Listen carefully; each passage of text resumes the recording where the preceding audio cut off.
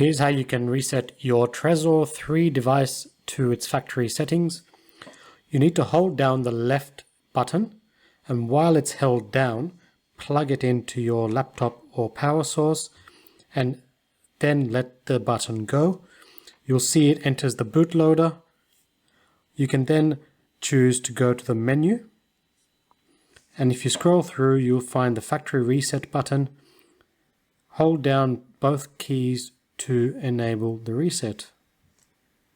It will ask you to confirm,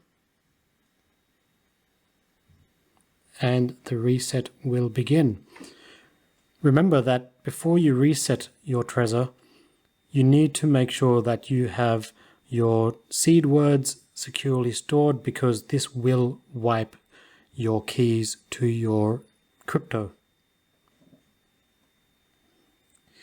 It's done. It's now asking you to reconnect. So I'll just plug it out and back in.